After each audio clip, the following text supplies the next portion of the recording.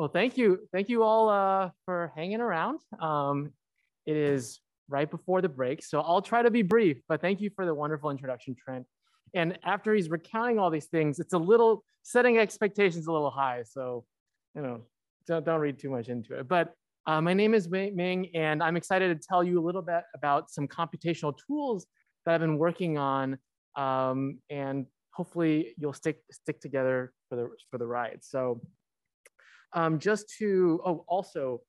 embarrassingly, I must just point this out, even though I've known Trent for a long time, every single time I misspell his last name. So, so anyway, but I'm thrilled to have it on record. Thank you. But one of the things that I'm going to talk to you about is this GNPS tool. Don't ask about the acronym, doesn't mean anything anymore. But what it has been is it's a mass spectrometry web platform that allows the analysis of data, and it's also a place where we can aggregate knowledge. So it's akin to the IMG, I believe, for sequencing that JGI runs. And just to provide some context, working with Trent and Ben here, this is kind of the standard untargeted metabolomics pipeline that's used for all JGI projects that have untargeted metabolomics. And I'll cover some of the other details in just a little bit. And so taking a step back and thinking about metabolomics, and all the previous speakers have done an excellent job giving some context. But one of the things that, you know, whenever we start looking at metabolites, we always want to look at what's easiest to see, like what's under the lamppost. And what generally is under the lamppost is pathways, known pathways that have been worked out with meticulous detail over the last 30, 40 years. And generally what this, you know, looking at these pathways, you have a targeted assay. And so here is where we're looking for molecules that we know should be in our sample, that have been well characterized. And, you know, this can range from a few hundred to, in the case at JGI, a few thousand molecules. And this is really great for model systems. But if we're just looking for molecules that we've seen before, it's not particularly great for discovering new secondary metabolites or new natural products. And so in order to counteract that particular problem, we move to untargeted mass spectrometry. And again, this has been mentioned, but generally what untargeted mass spec will do is, in a reasonably unbiased way, it will try to detect all the molecules we can within one sample. And it's pretty high throughput, reasonably high throughput, tens of thousands of molecules per analysis. It's semi-quantitative, and it's pretty dramatically versatile. And so it can detect many different classes of compounds all at once. And so whenever we actually look at untargeted mass spectrometry data, how much of it can we actually say something about? How much of the analytes that we detect can we identify? And so back in 2014, when we started GNPS, we could maybe identify less than 1%, significantly less than 1%. But today, you know, we're up to 13%, which is not great. But I will tell you the story about how we got here and what is left to kind of discover. And so taking a step back and taking a look at all the analytes that we see in public data. So there's about 1 billion analytes in all public mass spectrometry data. Around, you know, 5, 10, 15% we can identify in this orange circle. But then there's all this other stuff, all these other novel metabolites that we're probably missing out on. Just, you know, very high levels, showing a few examples. One of them could be aminoglycosides that are new antibiotics. Some could be molecules that modulate microbiomes. One of them examples is siderophores. And from a human health perspective, there could be novel metabolism products of drugs. And from an environmental perspective, pollutants and things like that. And so just to give you an idea of this talk outline, first, we want to be able to assess what do we actually know today? What is the set of compounds that the community has already discovered, so that we can kind of mark that and then take the next step and discover new molecules. And then finally, there's a kind of a new exciting tool that I'm very jazzed about on how to really start mining public data as repository scales. And so again, the very first thing we're talking about is kind of encapsulating what we know as a community. What molecules can we identify? And so kind of just to give you a sense of how long it takes to discover a new molecule, especially from a natural product perspective, you can have a grad student work on a single molecule from weeks to months. And that doesn't seem very much fun if you spend that amount of time and you rediscover the same molecule that somebody did in the 70s. So, and that's apparently happens to every grad student. So, but just to give you a little bit of background about the type of data that we're working on, just a little bit of mass spectrometry for those of you unfamiliar. The operation here is called tandem mass spectrometry. And so a mass spectrometer can measure molecules. And another thing that a mass spectrometer can do is instead of measure and weighing the whole molecule, we can add a little bit of energy and break it down into pieces. And so once we break it down into pieces, we can start measuring the mass of these pieces. And to a first approximation, unique structures generate unique fragmentation, and the same molecule undergoing the same fragmentation will, produce the same pieces. And just as an aside, even though we can measure the pieces, we kind of enter this Humpty Dumpty problem where we can't really put it back together. This is a pretty hard problem. And so whenever we actually have tandem mass spectrometry data, one of the things we want to do is get to the structure. And since there's no way to put all the pieces back together into the general structure or be able to predict the fragmentation of a structure, we're a little bit stuck. And so instead, what we try to do these days is ask the question, have I ever seen this spectrum before, this MS2 spectrum before in the literature or in a database? And if I have, I can say, okay, what was the structure that these people reported on? Well, let's take that structure and now assign it to my molecule. And so that's a reasonably high throughput way to identify the unknowns or the currently unknowns in our data. And so a problem arises. It's great if you have a library of MS2 spectra with their structure, but how do we actually generate these libraries? And one of the ways is we borrow some ideas from the Protein Data Bank and Wikipedia, and we ask the entire community to start contributing these things. And so back in 2014, we created a resource. This is kind of the very first part of GMPS. It's grown kind of into a Frankenstein's monster. So, we asked the community to contribute MS2 spectra and their structures. And back then, in 2014, we maybe had 4,000 MS2 spectra as a starting point. And this really has grown over the last 8 years to over 600,000 MS/MS spectra. And so kind of a really fun and an effective resource. And just to highlight the collaboration here at JGI working with Trent and Ben, they contributed the Berkeley Lab Library, which is about 25,000 MS2 spectra. Again, as Trent mentioned about a year ago, and right before this presentation, about 54,000 analyses. So helped the community annotate millions of their unknown analytes in their data. So really impactful contributions for the community.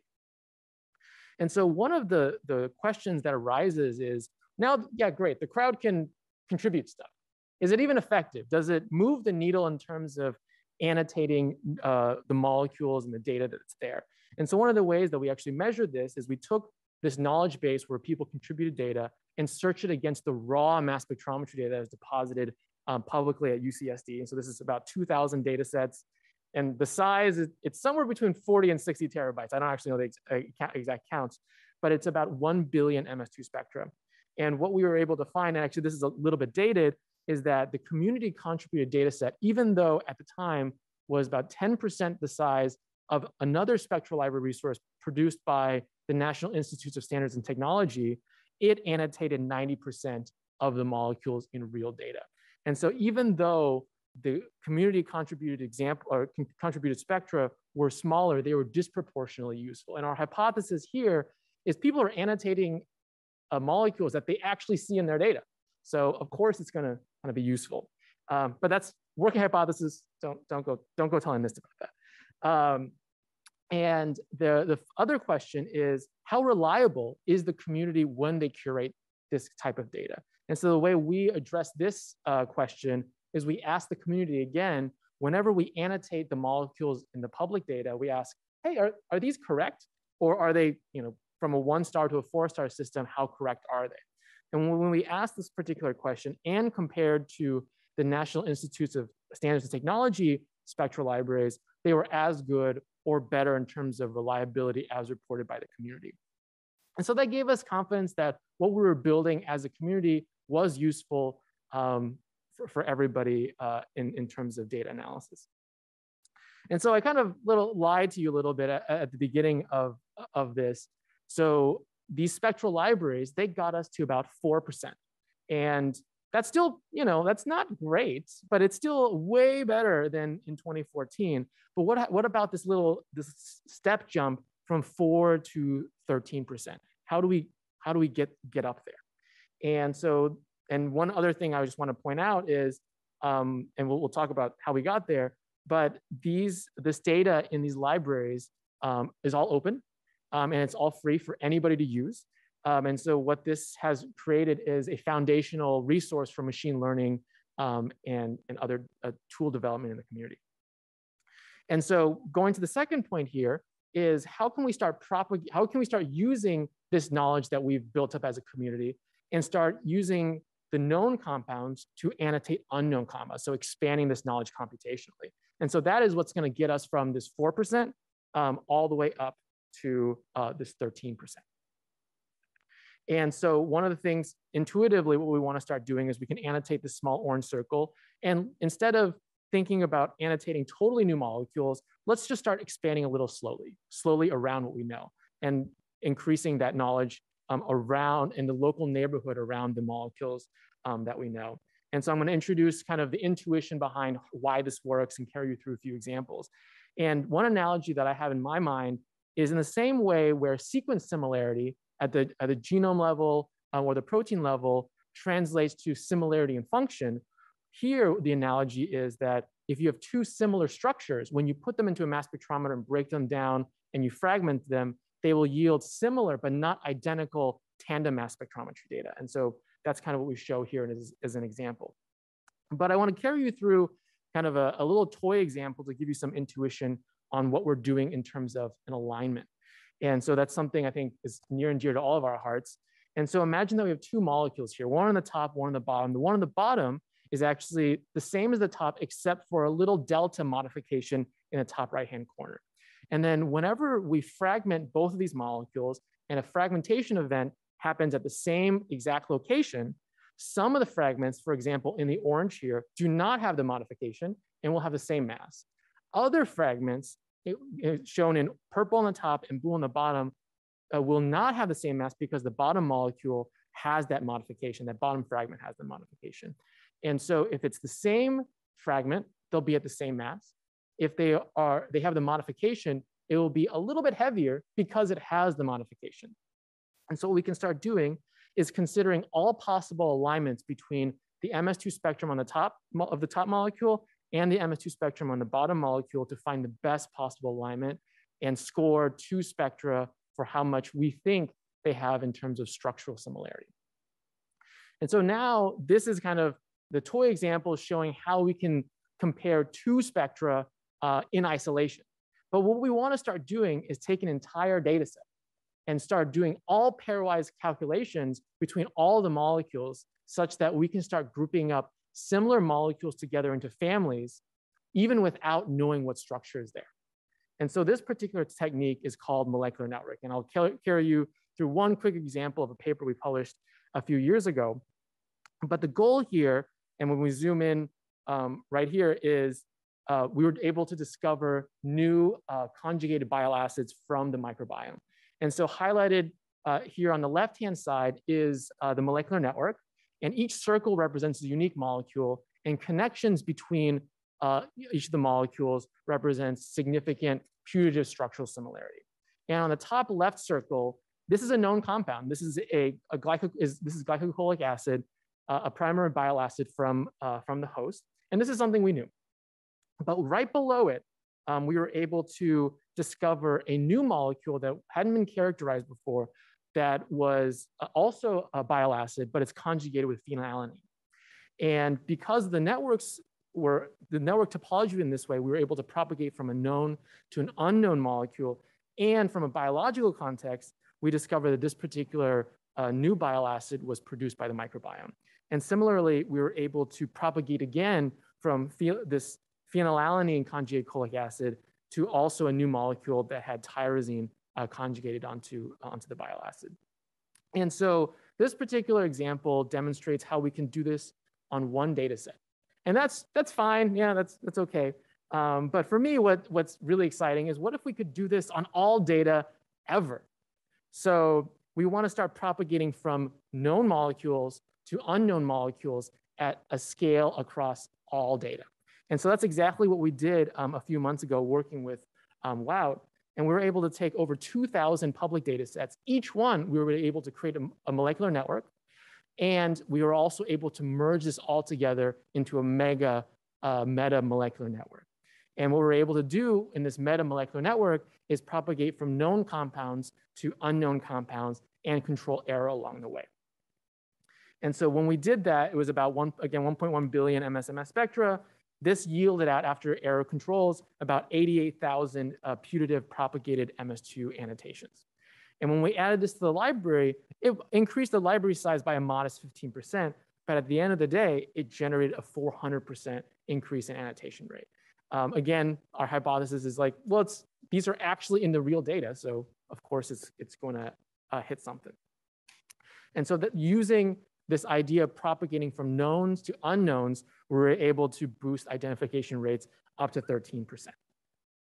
But there's still this 87% of data that's sitting out there. What are we going to do with all that? That holds a lot of promise, hopefully. And again, this is kind of just giving you an idea of what actually could be in that kind of dark unknown space of that data. And so just to tell you a little bit of this particular story, one of my close collaborators and former postdoc mentors is Peter Dorstein, and he likes to pose questions that he doesn't have the answer to. And one of the days he was asking me, hey, we have all this public data out there. Could I just find all carnitine molecules out of all this billion spectra? And of course, I think to myself, I know a little bit of chemistry. Okay, I know carnitines are a family of compounds. They have some distinctive fragmentation. I could write up a little, a dedicated program just looking for carnitines and apply it to all this data. And then, we're done for the day. Well, if you give a mouse a cookie, he'll want to search all possible compound classes. And so Peter, of course, as a chemist, he'll say, what about brominated compounds? What about siderophores? What about saccharides? What about peptidic natural products? And so the list goes on. And this is a very common request that I get from the community at large.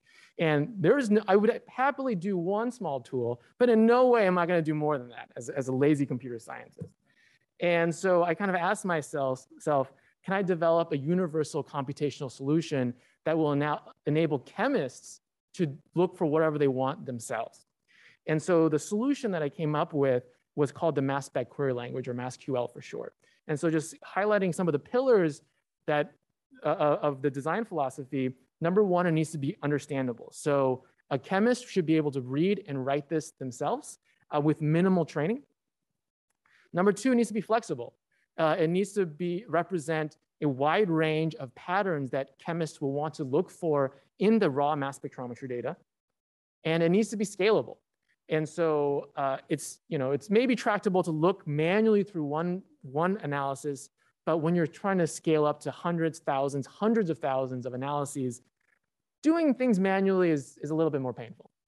And finally, it needs to be reusable. And so if a chemist will take the time to encode the knowledge that's locked in their mind onto paper and being able to query what they're looking for, this needs to be shareable and reproducible across the community. And just showing one particular example, working with Daniel Petrus, he's at Tübingen. He's interested in a family of natural products called albicidin. So these are NRPS PKS hybrid. And he knew that this particular family of compounds produced a 468 peak and a 660 M/Z peak. And he was able to encode that in a query that he wrote himself, saying, find me all the MS2 data, kind of highlighted here at the bottom, where there's an MS2 product peak at 468 and at 660. And so that's kind of a simple thing. And for the mass spec nerds out there, some of the operations that you can do in this language to give a taste, you can look for peak masses, losses from the precursor, deltas between any two peaks, as well as relative peak intensities, and any conjugation of these together. And if you want to look at examples of how it's actually applied on real systems, definitely come back after the break and listen to Aaron's talk right after mine. And so going back to Daniel's query that he wrote himself, this work about these albicidins and the data that we searched, he published in 2017 on a family of albicidins about 5 years ago. And what we were able to do is when we look back in the data, we were able to very quickly recapitulate everything that he found. So this is a positive control for us. We found all the albicidin molecules that he had found manually looking and mining this data. But what was a little more interesting for us is what else was left on the table. And what we were able to do is visualize here as a molecular network where nodes are albicidin molecules and connections again are related. But what is striking here is in blue are the known albicidins that Daniel published on.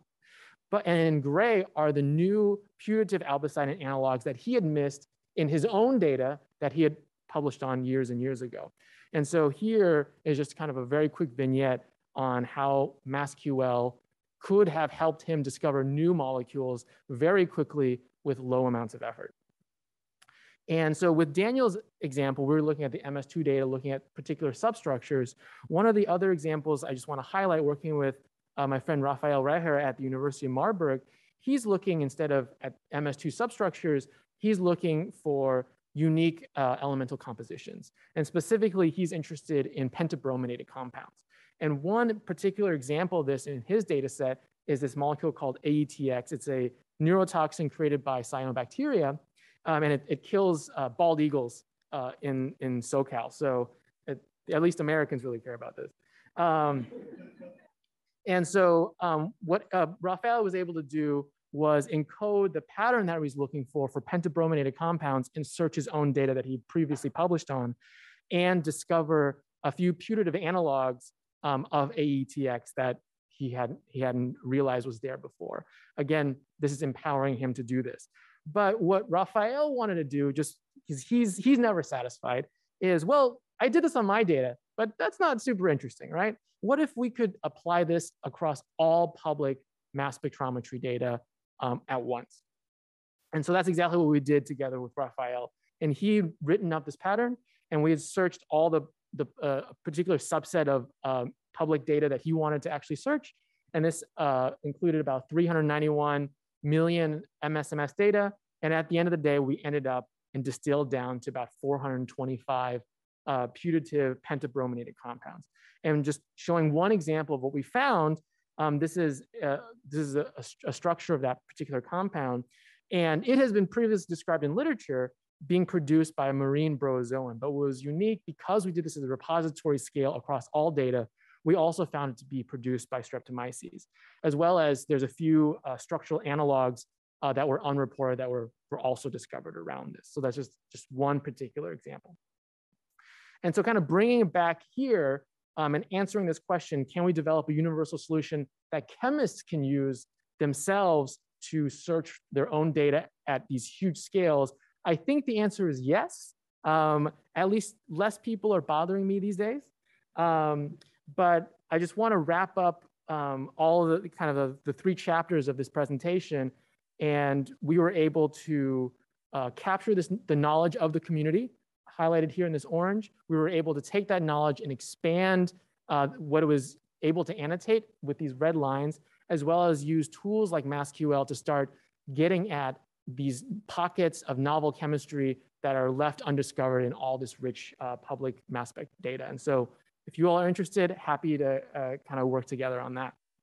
And finally, this couldn't have been done with a lot of great collaborators throughout the years and mentors that at UCSD. As you can tell, I've been there, I formerly was there for a long time, and collaborators at Santa Cruz and Colorado, as well as with Trent and Ben here at JGI, the funding, my wonderful mentees, as well as I've been fortunate in my career to have such great community collaborators that have taken a chance to try out my tools when they were honestly very half-baked. So definitely a big shout out to them.